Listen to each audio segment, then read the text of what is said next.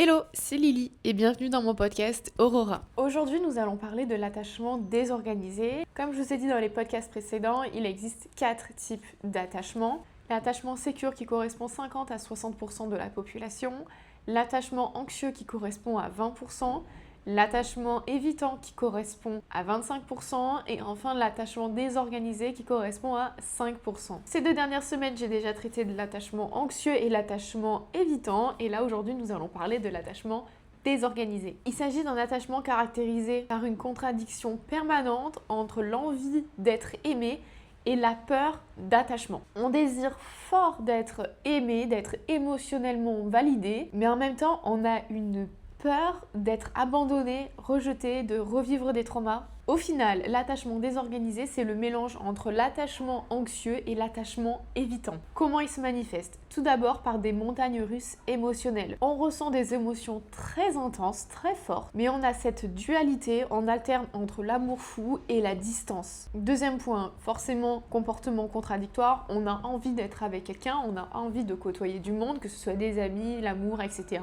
Et en même temps, dès que ça devient trop intense, on prend nos distances, on n'arrive pas à savoir pourquoi, on n'arrive pas à se satisfaire soit d'être seul, soit d'être avec quelqu'un. Troisième point, hypervigilance relationnelle, on analyse tous les comportements, ce qui est plus ou moins caractéristique de l'attachement anxieux aussi. Quatrième point, difficulté à faire confiance. On a tout le temps la peur d'être blessé, même si factuellement on est dans une relation saine. On anticipe tous les scénarios possibles et inimaginables sur le fait qu'on soit rejeté, abandonné, les conflits aussi, mais également une séparation, ce qui découle au besoin du contrôle de la relation. Cinquième point, la peur de la vulnérabilité. On a envie de se confier, on a envie de trouver quelqu'un sur qui on peut se reposer, mais en même temps, on n'arrive pas à se livrer, on n'arrive pas à s'ouvrir. Sixième point, les réactions impulsives. On a des réactions émotionnelles fortes, une prise de distance soudaine dès que ça devient beaucoup trop intense pour nous. On a besoin de couper le lien si ça devient beaucoup trop sérieux, sous-entendu de nous protéger. Et on se replie sur nous-mêmes une fois qu'on a été proche émotionnellement, relationnellement avec quelqu'un. Forcément, vous vous doutez bien que le 7e point, c'est l'impact sur les relations, cette dualité. En découle une incompréhension entre l'amour et la fuite, et forcément une difficulté à maintenir une stabilité émotionnelle.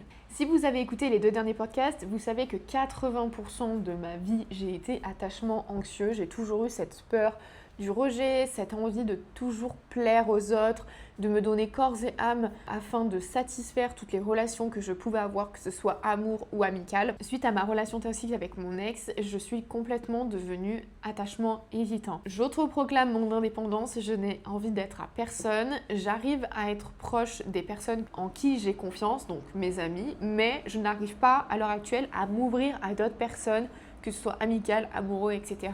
Je suis très bien toute seule et je ne recherche absolument pas une proximité avec qui que ce soit.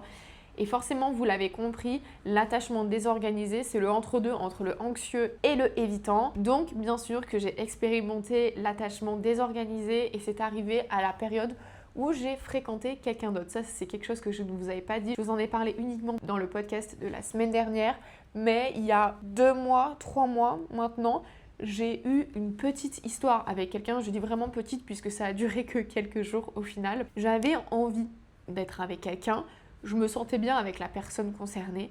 Sauf que dès que ça devenait beaucoup trop intense, je sais pas comment dire, mais je me repliais sur moi-même. Ça me faisait aussi revivre tous les traumas que j'avais vécu avec mon ex. Si vous avez vécu une relation toxique, vous savez très bien ce par quoi je suis passée. C'est-à-dire que quand on a enfin le déclic pour partir de l'emprise, de sortir de l'emprise psychologique dans laquelle on est, c'est vraiment les semaines plus tard qu'on se reprend un peu tout plein dans la figure, tout ce qu'on a vécu et tout ce qu'on a accepté, tout ce qu'on a jugé de normal au final de ce qu'on a vécu, alors que ce n'est absolument pas normal. Et quand j'ai commencé à fréquenter cette personne, j'étais dans ce stade où je me reprenais un peu en pleine figure tout ce que j'avais vécu, je conscientisais tout ce que j'avais vécu, la gravité de ce que j'avais vécu, cette dualité de comportement entre le j'ai envie d'être aimé, j'ai envie de faire confiance en la vie, j'ai envie d'y croire parce que j'ai envie d'être avec quelqu'un, etc.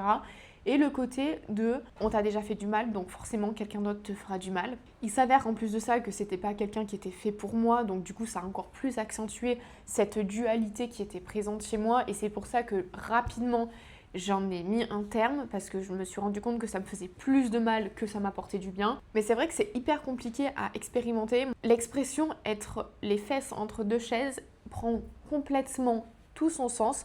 Parce qu'un jour, vous êtes complètement une petite fleur bleue, vous rêvez du prince charmant, vous avez envie d'être aimé, vous avez envie de voir du monde, etc. Et le lendemain, vous êtes seul chez vous, vous n'avez pas envie de sortir, vous êtes incapable d'interagir avec qui que ce soit, vous n'avez envie de personne, vous avez envie de parler de personne. Donc voilà, écoutez, j'espère que ce petit podcast vous a plu et on se retrouve à la semaine prochaine pour l'attachement sécure. Au final, elle serait pas le Saint Graal. Je vous fais des gros bisous et je vous dis à la semaine prochaine. Bye!